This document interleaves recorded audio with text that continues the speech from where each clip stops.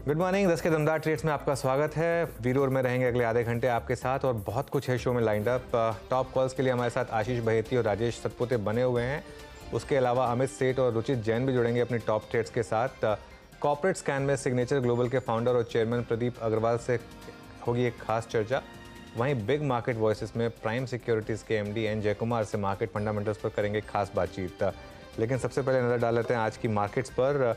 Markets flat हैं एक all time high पर शुरुआत करने के बाद, लेकिन इंडिविजुअल स्टॉक में मोमेंटम बहुत शानदार है और टॉप गेनर अब है BHEL 10%। अब 10% की टेम्प्रेरी फ्रीज वो लगा चुका है BHEL का स्टॉक का और शानदार मोमेंटम यहाँ पर। उसके अलावा AB कैपिटल, बायोकॉन, ये कुछ और स्टॉक्स हैं जहाँ पर अच्छा मोमेंटम है। Tata communications, doctor Reddy's, IGL, ये कुछ स्टॉक्स हैं जहाँ पर इस समय आपको मोमेंटम अच्छा दिखाई देगा। डाउन साइड पर क्या है? Metal stocks, JSW steel, Tata steel, SAIL, NALCO, ये कुछ स्टॉक्स हैं जहाँ पर इस समय आपको थोड़ी सी डाउन साइड दिखाई देगी। वीरो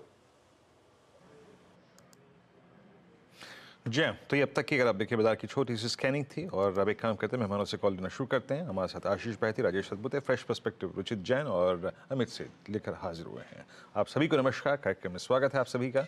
अमित जी, गुड मॉर्निंग। आपके दो ट्रेड्स इस वक्त के? Good morning Viren ji, good morning Anuj ji and good morning everybody on the panel. Viren ji, पहला स्टॉक रहेगा फार्मा से जाइडस लाइफ। जाइडस लाइफ का अगर हम स्ट्रक्चर देखें तो इसमें जो पुल बैक आया उसने एग्जैक्टली 10 डेमा पे रेस्ट लिया। सैटरडे के सत्र में एक डोजी कैंडल बनी थी और आज एक काफी स्ट्रॉन्ग बुलिश कैंडल यहाँ पे बन रही है। 940 के लगभग प्राइस है। स्टॉप लॉस लगभग रहेगा इसका 928 का और टारगेट्स रहेंगे 975 रुपए के। सेकेंड स्टॉक मेरा इस समय रहेगा टाटा पावर। टाटा पावर में जो एक पुल बैक और जो कंसोलिडेशन चल रहा था, मुझे लगता है ये कंप्लीट हो रहा है। जो इसका स्विंग रेजिस्टेंस लगभग 385 के आसपास था डब्ल्यू पैटर्न का, टाटा पावर आज उसको क्रॉस कर रहा है। अच्छा खासा कंसोलिडेशन हमने इसमें देखा पिछले 10 से 15 दिनों में, जिसमें स्टॉक ने अपना 370 375 का लेवल्स काफी अच्छे तरीके से होल्ड किया है और आज ये स्टॉक 10 डेमा के ऊपर ट्रेड कर रहा है, तो इसे बाय करें। 381 का स्टॉप लॉस रहेगा और टारगेट्स रहेंगे 395 एंड 400 के। ओके, चलिए तो ये इस समय अमित जी के pick. Ruchit, good morning. Ruchit, आपकी क्या पिक्स रहेंगे? जी, very good morning to everyone. दो पिक से खरीदारी की साइड। पहली पिक का फार्मा स्पेस में से मेरी भी, जिसमें लुपिन में खरीदारी की सलाह है। सो आइडियली एक रिलेटिव आउट परफॉर्मर का कुछ समय से रहा है ये stock with in the pharma space. अब ये स्टॉक्स में जब भी करेक्शंस आ रहे हैं, सो टाइम वाइज करेक्शन रहते हैं और प्राइस वाइज कोई डिप नहीं मिलता है। जब मोमेंटम रीडिंग्स ओवरबॉट हो जाते हैं, कुछ दिनों का साइडवेज प्राइस एक्शन रहता है, फिर आपको रिज्यूम होता है। सो आई थिंक लास्ट एक दो हफ्ते से ये टाइम वाइज करेक्टिव फेज था और आज फिर से मोमेंटम रिज्यूम हुआ है। तो लुपिन में 1630 के स्टॉप लॉस के साथ खरीदारी करें, 1730 के अराउंड के टारगेट्स के लिए। और आईजीएल मेरा सेकंड पिक रहेगा जहां पे खरीदारी की सलाह है। सो प्राइस वॉल्यूम एक्शन यहाँ पे स्ट्रॉन्ग है। लास्ट 3 ट्रेडिंग सेशन से ये स्टॉक एक कंसिस्टेंट अपमूव लोअर लेवल से दिखा रहा है। जो प्रीवियस स्विंग हाई है 460 के अराउंड, जहां पे गैप एरिया भी रिसेंटली फिल होता है, आई थिंक वो लेवल से स्टॉक ये मोमेंटम में टेस्ट करना चाहिए। तो करंट लेवल्स पे 437 के स्टॉप लॉस से खरीदारी करें 460 के अराउंड के टारगेट्स के लिए। ओके, दो ट्रेड्स आपके भी हो गए। यहाँ पे IGL भी 445 है आपका बाय ट्रेड। आशीष बहेती जी, आपके दो ट्रेड्स इस वक्त के? जी वीरेन जी, पहला जो ट्रेड रहेगा वो है हिंद कॉपर में खरीदारी की सलाह रहेगी। जहां बाकी मेटल्स में एक प्रेशर देखने मिल रहा है, हिंद कॉपर में स्ट्रेंथ है अभी भी और हमें लग रहा है शायद ये अच्छा एक रिलेटिव स्ट्रेंथ इसमें बरकरार रहेगा। तो 303 के टारगेट के लिए इसमें खरीदारी की सलाह है। जो इसमें स्टॉप लॉस मेंटेन करना है वो 273 का एक एसएन मेंटेन करे। दूसरा जो स्टॉक हमें अच्छा लग रहा है वो है ग्रैन्यूल्स का। पूरे फार्मा में अच्छा बाइंग इंटरेस्ट कंटिन्यूसली बना हुआ है। ग्रैन्यूल्स पिछले करीब करीब 19 फरवरी के बाद का जो रेंज है उसे एक कंसोलिडेशन था, उसका आज ब्रेकआउट दे रहा है। तो 487 के टारगेट के लिए इसमें खरीदारी की सलाह है। जो स्टॉप लॉस मेंटेन करना है ग्रैन्यूल्स में वो 460 का एक एसएल मेंटेन करें। ओके, चलिए अब राजेश जी के पास चलते हैं। राजेश जी, क्या होंगी आपके पिक्स? अनुज जी, देखिए जो फ्रेश पिक होगा वो रहेगा भारती पे। अगर आप इसका स्ट्रक्चर देखें तो यहाँ पे क्लियर ब्रेकआउट है और ब्रेकआउट के बाद का मूव जो है मुझे आज लगता है कि शुरू हो रहा है। 1150 पे ट्रेड हो रहा है तो 1138 का स्टॉप लॉस होगा और सामने टारगेट होगा 1175 से लेके 1180। So Bharti is a buy. Second buy call जो रहेगा वो रहेगा BPCL पे। 630 के आसपास ये ट्रेड हो रहा है तो इसे बाय करें। स्टॉप लॉस रहेगा 622 का, टारगेट रहेगा 650। ओके, चलिए BPCL यहाँ पर अच्छा मोमेंटम। अब बात करते हैं आज सुबह जो हमने कुछ स्टॉक से न्यूज़ डिस्कस की उसमें से एक है सिग्नेचर ग्लोबल। देश में लग्जरी फ्लैट की डिमांड में काफ़ी तेज़ी है। सिग्नेचर ग्लोबल ने गुरुग्राम में अपनी लग्जरी हाउसिंग प्रोजेक्ट में 3600 करोड़ रुपए से ज़्यादा की रिकॉर्ड बिक्री की है। प्रोजेक्ट को इस तरह का तगड़ा रिस्पांस ऑफिशियल लॉन्च से पहले मिला है। इस पर बातचीत करते हैं। हमारे साथ हैं सिग्नेचर ग्लोबल के फाउंडर और chairman Pradeep Agarwal. Pradeep ji, good morning. कुछ ऑफिशियल लॉन्च के लिए बचा या फिर ये पहले ही सब निपट गया मामला? गुड मॉर्निंग अनुज जी, आपने बिल्कुल ठीक कहा कि प्री लॉन्च में ही ओवरऑल जितनी इन्वेंट्री थी उसमें से 99% इन्वेंट्री जो है वो हम सोल्ड आउट कर चुके हैं।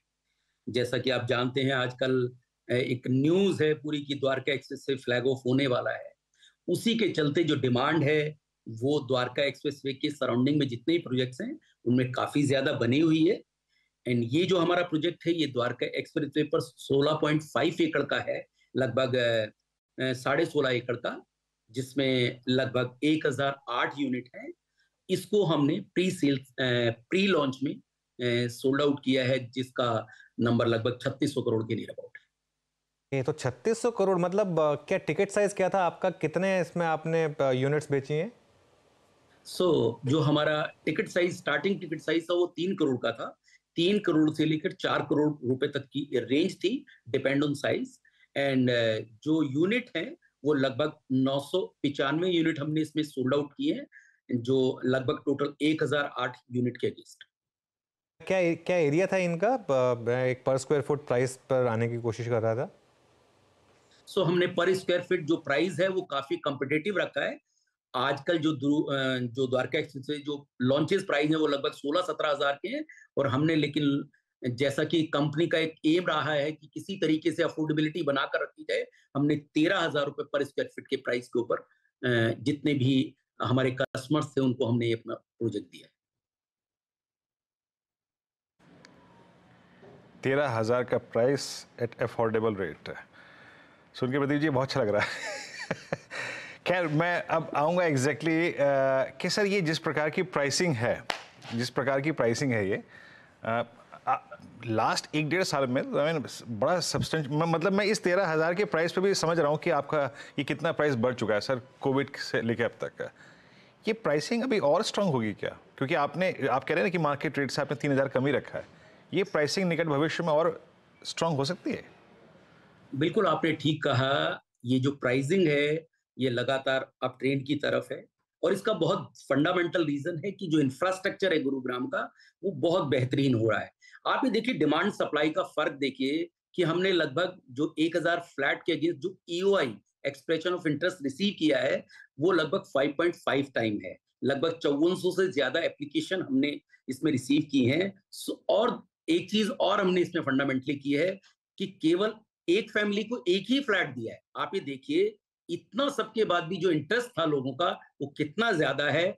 इसमें जो NRIs हैं उन्होंने बहुत बढ़ चढ़कर हिस्सा लिया है, बड़े बिग कॉर्पोरेट्स हैं उनका काफी ज्यादा इसमें इंटरेस्ट दिखाई दिया है। एक बहुत बहुत बेसिक रीजन है कि आज की डेट में जितनी इन्वेंट्री है बाजार में, उस इन्वेंट्री के अंदर इस प्राइस पॉइंट के ऊपर भी जो अवेलेबिलिटी है वो कहीं ना कहीं मुझे कम नजर आती है। यही एक रीजन है कि इस प्रोजेक्ट को हमारे इतना ज्यादा लोगों ने कहीं ना कहीं सराहा है। जी हाँ, और यहाँ पे प्रदीप जी ने जो बात कही ना कि एक परिवार से एक ही फ्लैट, एक खानदान से एक ही फ्लैट, अनुज, एक ज़माने में ये बात DDA के फ्लैट के लिए कही जाती थी, अब वो निजी सेक्टर में भी अप्लाई हो रहा है कि एक परिवार से एक खानदान से एक ही एप्लीकेशन। चीज़ मैं कहूँगा। अब आते हैं सर कि द्वारका एक्सप्रेस वे पे ही, हाँ अनुज, मैं कह रहा था कि वीरू ये बोलिए अनुज, बोलिए। नहीं, 13,000 रुपये आपको महंगा लग रहा है क्योंकि शायद मतलब वो NCR के हिसाब से आप अगर मुंबई आ जाएंगे ना, यहाँ मुंबई की पूरी मतलब फॉरगेट अबाउट टाउन, वो तो खैर अनअफोर्डेबल है। उसके बाद सबर्ब्स भी पूरा ख़त्म हो जाते हैं। उसके बाद आप टोल नाका क्रॉस कर लेते हैं, उसके बाद जाके मीरा रोड भयंदर का इलाका आता है। आजकल ये रेट वहाँ पर है। ये रेट प्रॉपर्टी में अलग लेवल की बुल मार्केट है इस समय। बट हाँ बिल्कुल, लेकिन यहाँ पे अनुज, मैं दिल्ली NCR से कंपेयर कर रहा हूँ। Pre Covid, during Covid pricing थी 4,500 लो कॉस्ट हाउसिंग की, और 5,000, 6,000, और प्रीमियम थी 7,000, 8,000। अब देख लीजिए वो कहाँ चली गई है। अच्छा सर प्रदीप जी, ये अभी आपके पास land bank exactly Gurugram Dwarka expressway के आसपास कितना है? और मैं पूछना चाह रहा हूँ कि अभी और कितने लॉन्चेस पॉसिबल हैं अगर मैं अगले फाइनेंशियल ईयर की बात करूं इसमें तो? सो देखिए, जो इन्वेंट्री है जो फोर्थ कमिंग कंपनी के पास वो इनफ है, लगभग 28 मिलियन से ज्यादा की अभी और हमारे पास लैंड बैंक है जो आने वाले 2 से 3 साल में हम लॉन्च करने वाले हैं।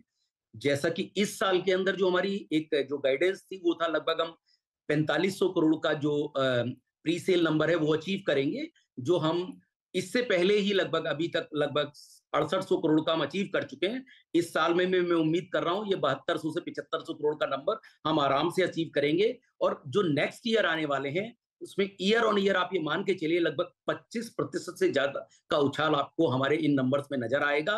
उसका बहुत बेसिक रीजन है डिमांड एंड सप्लाई गैप। मेरे ख्याल से अनुज जी ने काफी ज्यादा गुरुग्राम को पास से देखा भी है, तो मुझे लगता है कि अगर आप इस दौरान के देखें तो जो गुरुग्राम है वो काफी ज्यादा इस वक्त बदल चुका है। लोगों की जो डिमांड है वो बहुत ज्यादा बढ़ चुकी है, सोशल इंफ्रा बहुत बेहतरीन हो चुका है। सो मुझे लगता है गुरुग्राम को शायद दोबारा से एक बार देखने की जरूरत है कि ये गुरुग्राम दिल्ली एनसीआर का वो पहले वाला गुरुग्राम नहीं है, टोटली बदल चुका है। नहीं, वो तो खैर मैं मानता हूँ, मेरी तो खैर पैदाइश गुरुग्राम में हुई थी और वो वाला जो गुड़गांव और आज का जो गुरुग्राम है उसमें बहुत फ़र्क है क्लियरली। लेकिन एक बात बताइए मुझे फिर, इस समय हम साइकिल में कहाँ पर है रियल एस्टेट साइकिल पर, क्योंकि उसके ऊपर काफ़ी कुछ डिपेंड करता है। क्या हम मिड साइकिल में हैं या फिर हम मिड साइकिल को पार कर चुके हैं? ये मत कहिएगा कि अभी तो हम अर्ली साइकिल में हैं, क्योंकि ये बहुत लोग मतलब ऑब्वियसली डेवलपर तो यही चाहेगा कि अर्ली साइकिल हो। नहीं अनुज जी, बिल्कुल आपने ठीक कहा। मुझे लगता है ये प्रेडिक्शन करना बड़ा मुश्किल है कि हम किस साइकिल में हैं, लेकिन मैं केवल इस चीज से इसको कंपीट करूंगा कि हमने 1000 फ्लैट जो अनाउंस किए उसके अगेंस्ट हमने लगभग 5500 से ज्यादा एप्लीकेशन रिसीव की। तो लगभग अभी 4500 से ज्यादा और ऐसे लोग हैं जो केवल सिग्नेचर ग्लोबल के अंदर इन्वेस्ट करना चाहते हैं। आप ये देखिए, यही चीज कहीं ना कहीं मुझे लगता है एक बार शो कर रही है कि जो डिमांड है वो ज्यादा है। ऑफ कोर्स ये बिल्कुल ठीक है कि साइकिल मिड साइकिल हो सकती है, लेकिन मुझे लगता है अभी ये डिमांड आने वाले 1 से 2 साल में बनी रहेगी। ओके, बहुत बहुत शुक्रिया प्रदीप जी, अच्छा लगा आपसे बात करके। अगली बार मैं गुरुग्राम आऊँगा तो आपसे मिलकर थोड़ा और समझने की कोशिश करूँगा इस सेक्टर को और जो यहाँ पर हो रहा है उसको। Thank you so much. Welcome, thank you. चलिए अब मार्केट पर लौट आते हैं। हमारे साथ स्टूडियो में प्राइम सिक्योरिटीज़ के मैनेजिंग डायरेक्टर एन जय कुमार जुड़ गए हैं। कैपिटल मार्केट्स में कई दशकों का अनुभव रखने वाले एन जय कुमार इक्विटी रिसर्च और वेल्थ मैनेजमेंट में एक अथॉरिटी माने जाते हैं। जैसा मैं कह रहा था, कई मार्केट गुरु एन जय कुमार को अपना गुरु मानते हैं। 1993 से ही प्राइम सिक्योरिटीज़ के साथ जुड़े हुए हैं। इन्होंने IIT दिल्ली से इंजीनियरिंग और IIM अहमदाबाद से MBA किया और पढ़ने का सिलसिला खैर आज भी जारी है। पढ़ने या पढ़ाने का विजिटिंग फैकल्टी के तौर पर ये स्टूडेंट्स को इकोनॉमी और कैपिटल मार्केट समझाते रहते हैं। आइए समझते हैं कि इस रिकॉर्ड तेज़ी को वो कैसे देख रहे हैं और आगे क्या स्ट्रैटेजी रहनी चाहिए। जेक्स, गुड मॉर्निंग। और मैं कहूँगा कि मार्केट में कुछ अनअडल्टरेटेड अगर बुलिश व्यूज़ रहे हैं पिछले कई सालों में, तो एक तो राकेश झुंझुनवाला जी थे, एक आपका व्यू रहा है। काफ़ी आप बुलिश रहे हैं मार्केट पर और PSUs में सबसे पहले तेज़ी आपने पकड़ी थी, मुझे याद है, तब मैं CNBC TV 18 में हुआ करता था। अब 2 पार्ट क्वेश्चन, क्या मार्केट पे अभी भी वही बुलिशनेस इंटैक्ट है और PSUs पर वो बुलिशनेस इंटैक्ट है? बुलिश होने के बहुत सारे कारण हो सकते हैं, या तो फंडामेंटल वैल्यूएशंस बोल लो, या फिर समटाइम्स मनी फ्लो कह लो, और कभी ऐसा भी देखने को मिलता है कि मतलब जनरेशनल जो मतलब दशकों में जो नहीं हुआ है वो इंडिया में हो रहा है। तो ये बहुत लोग तो इसके बारे में बात कर चुके हैं आपके चैनल और दूसरे चैनल्स में, लेकिन इसमें क्या हमको देखना है कि what is that one factor जो इस टाइम इतना डिफरेंट है, जो पहले कभी हुआ नहीं है।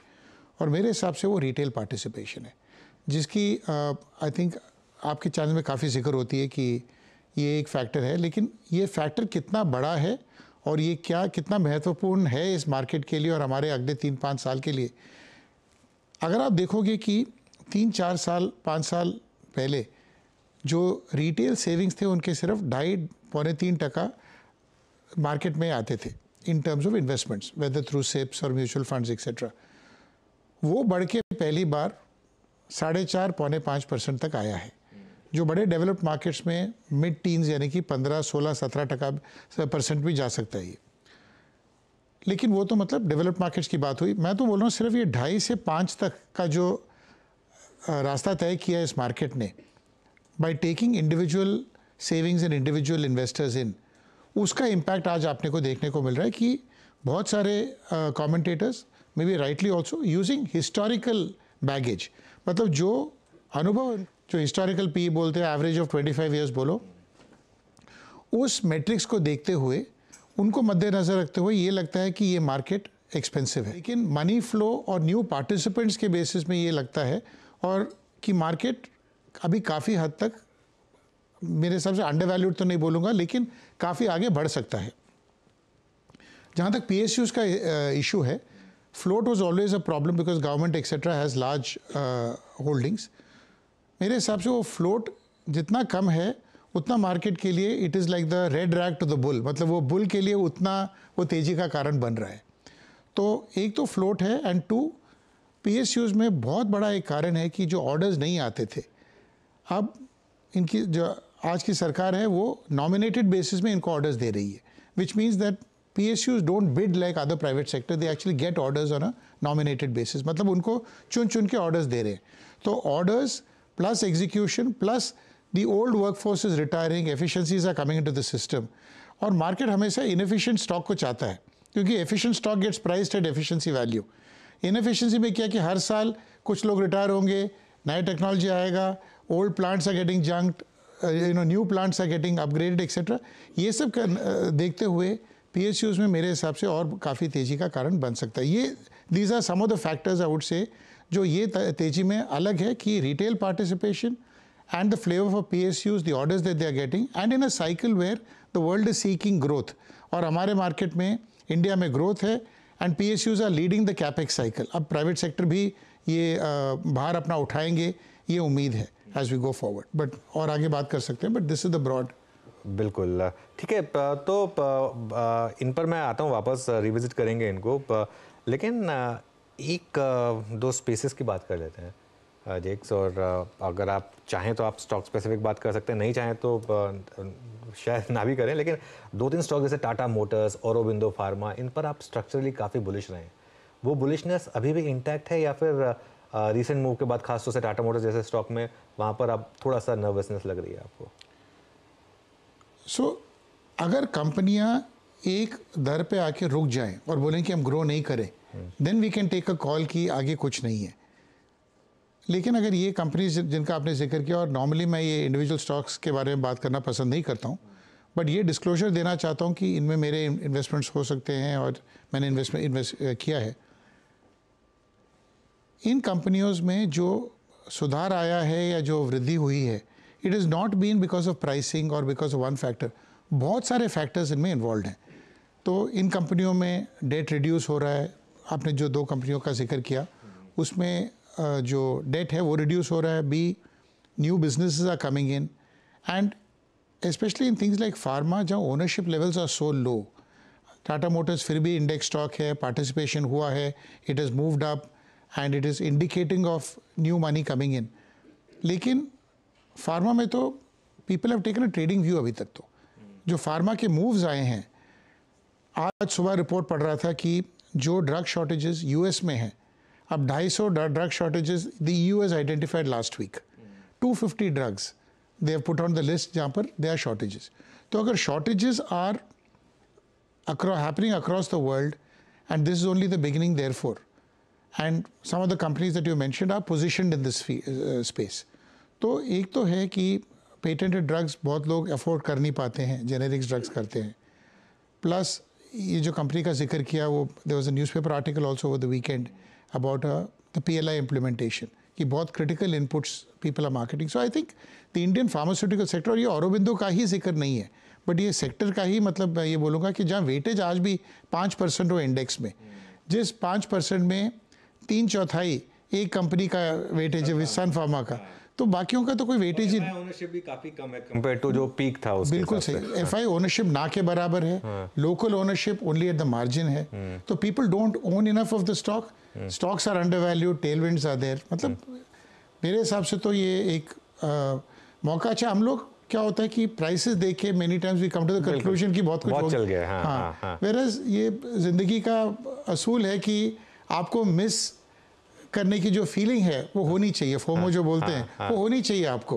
अगर मार्केट में if you are very comfortable, पैसे नहीं बनते, but you have to be uncomfortable to make money. Exactly. अगर तुम ये बोलो कि मैंने तो आज XYZ 20 रुपए में ले लिया, मेरे को तो पता ही है 50 रुपए होने वाला है, तो होएगा नहीं वो। तो you have to be uncomfortable and that is the truth of the markets. तो ये सच्चाई ये है कि जितना आप अपने आप को थोड़ा नर्वस फील करते हो, अच्छी बात है वो, क्योंकि अगर पैसा बनाना इतना आसान होता तो सब लोग बना रहे होते ना। बिल्कुल। वीरू? बिल्कुल बिल्कुल सर, एक और स्पेस जो कि इस बार अर्निंग्स के लिहाज से बहुत स्ट्रॉन्ग अर्निंग्स देखे गया, and that's I think capital goods. आप EB की अर्निंग्स देखिए सर इस बार, L&T को देखिए, and specially their order win और आउटस्टैंडिंग ऑर्डर बुक है। यहाँ से ये स्पेस क्या अभी भी आउट परफॉर्म कर सकता है इस प्राइसेस पे भी? आपका व्यू कैपिटल गुड्स? मेरे हिसाब से capital goods and the capex cycle will be the theme for, मतलब अगले 5-7 साल के लिए तो ये चलेगा। एंड इसमें क्योंकि again I go back to the ownership levels, पहली बार रिटेल का पब्लिक इस तरीके से आ रहा है इस इन स्पेसेस में जो they companies like L&T have not had a bull run for a long time. So I think they are still early days. हालांकि वो पेस ऑफ चेंज जो बोलते हैं, जो रफ्तार से जो बड़ा है मार्केट, वो रफ्तार से ना बढ़े। लेकिन एक चीज़ तो पक्की बात है कि हर डिप में, हर करेक्शन में इस स्पेस में बाइंग आएगा, ये मेरा मानना है। हर डिप में, हर करेक्शन में बाइंग आएगा। अच्छा, अभी अनुज ने बात करी थी PSUs की सर, इसी में एक धड़ा, आई मीन जब मैं आपसे बात कर रहा हूँ ना, तो ऑल टाइम हाई पे। Look at Bharat Dynamics, BEL at 212 at all time high, HL at all time high. मान लीजिए जो बाजार ने दिसंबर में सेंस लिया कि जनरल इलेक्शंस में कौन सी पार्टी आ रही है, किस गठबंधन की सरकार बनेगी, वही हुआ, तो सर यही stocks Bharat dynamics, HL, BEL, क्या ट्रेजेक्टरी देखते हैं आप इनकी? आपका व्यू डिफरेंस पे इस वक्त? अगर कोई स्पेस में फ्रॉथ आया है जो बहुत आगे का डिस्काउंटिंग कर चुका है, वो डिफेंस स्पेस है। डिफेंस में ऑर्डर्स आए हैं, एग्जीक्यूशन भी हो रहा है, लेकिन जो मल्टीपल्स हम लोग यूज़ करते हैं इवैल्यूएट करने के लिए, they have become very very expensive. And normally देखा गया है कि प्राइस वाइज नहीं तो एटलीस्ट टाइम वाइज करेक्शन देना मेरे हिसाब से बनता है इसमें। एंड मुझे ये लगता है कि over a 6-12 month period orders में कम, एग्जीक्यूशन में हैपन, लेकिन डिफेंस थोड़ा यही रेंज में रहेगा। मतलब अगर आप डिफेंस नहीं है आपके पास, इवन 6-8 महीने के बाद आप वापस आते हो, मेरे हिसाब से ज़्यादा कुछ इसमें बढ़ोतरी नहीं नज़र आएगी आपको, बिकॉज ये run ups have been too sharp. Okay. अच्छा, by the way Nifty bank में अच्छी रिकवरी आ रही है और आप डे हाई पर आ गए हैं हम। आज ध्यान रखिए, आज बैंकेक्स की भी वीकली एक्सपायरी है, तो अच्छा मोमेंटम इस समय बैंकों में। अच्छा, ये एक सवाल जो मैं आपसे पूछना चाह रहा था, अभी जब आप आए तो हम सिग्नेचर ग्लोबल के मैनेजमेंट से बात कर रहे थे। ये रियल एस्टेट मार्केट में जिस तरीके की तेज़ी चल रही है, वो क्या स्टॉक्स यहाँ पर भी वो फैक्टर काम करेगा क्या, जो अंडर ओनरशिप, या फिर अभी भी कई लोगों को फोमो है यहाँ पर, या फिर ये भी काफ़ी चल चुका है आपके हिसाब से? Other than 1 or 2 stocks, at least personally I have not participated in the real estate move, and मैं उस नज़रिए से नहीं देख रहा हूँ कि मैं मिस कर चुका हूँ इसीलिए, बट मुझे लगता है कि जो percentage of market cap real estate के अगेन होना चाहिए, बहुत सारे अच्छे कंपनियां हैं। The good thing is not every company is moving, some of the 3-4 large companies have outperformed significantly. तो मुझे तो ये लग रहा है कि ऑफ कोर्स आज के दिन premium housing is selling a lot more, but as the nuclear family concept continues to increase, perhaps the recovery में बी मोर वाइड स्प्रेड। तो आज हम विजिबल, जैसे DLF आते हैं या ये Sobha and others, you talk about marquee projects, लेकिन they should come a time and you should talk about the length and breadth, not affordable but mass affluent और द मास मार्केट। आज के दिन उसमें मुझे उतनी वो डिमांड नहीं नज़र आ रही है जितनी जो स्टॉक्स बता रहे हैं, बट प्रीमियम मार्केट में definitely there is a disproportionate demand factor. So keeping this in mind, maybe the recovery will spread, maybe the market is factoring something to happen. So real estate could be a good pick again, but I will wait for corrections to buy. Okay, real estate में correction का wait करेंगे। Banks ने काफ़ी under perform किया, लेकिन कुछ science आ रहे हैं यहाँ पर कि शायद अब वो अंडर परफॉर्मेंस खत्म हो। बैंकों पर आपका क्या व्यू रहेगा, और अगर कोई पर्टिकुलर सब सेक्टर विद इन बैंक्स आपको पसंद I think small private sector banks, मुझे कंसोलिडेशन का थीम बहुत स्ट्रांग नजर आता है, और मुझे लग रहा है कि small private sector banks, and some of them are quoting very close to book value, are the ones that are going to be really in fancy. They could give you good returns. The large private sector banks will be outperformers, but because they are already quoting at 2.5-3 times book, maybe the upside may be limited. Therefore, the gap that was there has been made up by the PSU banks. But some of the private sector banks are quoting even cheaper than PSU banks. So मुझे लग रहा है कि उस consolidation space is a well-regulated space, well-governed space. मुझे लग रहा है कि small private sector banks को we should focus on those. Okay, अच्छा, एक आखिरी सवाल, परहैप्स कोई और स्पेस जो अभी अनटच रही हो, जहां पर आपको इंटरेस्टिंग आइडियाज नजर आ रहे हो? So I think I can tell you one space जहां कंसोलिडेशन होगा, जो NBFCs और फिनटेक स्पेस है, बहुत ज़्यादा बिखरी हुई है. There are too many players. पापा, लेकिन पेटीएम के बाद थोड़ा लोगों में डर बैठ गया एक्चुअली. वही बोलो, तो वो स्पेस पे कंसोलिडेशन रहेगा. is one space that I can look at, but there's a space linked to that. But इसलिए मैं वो थोड़ा हिचक रहा था बात करने की, क्योंकि it pertains to companies like us, which are in the financial services space. समझिए, हाँ. तो we call ourselves return on intellectual property and return on जैसे network. एंजल, मोतीलाल, ये सब बहुत भागे. तो इसमें तो जैसे आपका स्टॉक भी वैसे काफी भागा है, लेकिन हाँ, मतलब जैसे वेल्थ मैनेजर्स हैं, जैसे इन्वेस्टमेंट बैंकर्स हैं, जो सर्विसेज स्पेस में हैं. आई थिंक द सर्विसेज का माहौल बहुत बदल गया है. So maybe that could be an interesting space. और ऑब्वियसली मार्केट में ये लेवल में इट इज़ नॉट कि कुछ भी कहीं भी तीर चला लो और वो तीर निशाने पे लग जाएगा, वो नहीं है. But I think we need to be selective. But so financial services space में एंड सम NBFC कंसोलिडेशन में there could be opportunity. These are two I will like to leave on the table. Alright जेक्स, बहुत बहुत शुक्रिया आज हमारे साथ जुड़ने के लिए. एज ऑलवेज बहुत अच्छा लगा आपसे बात करके. और वीरू, मार्केट भी अच्छे खासे मोमेंटम में, खासतौर से बैंक निफ्टी पर. Thank you.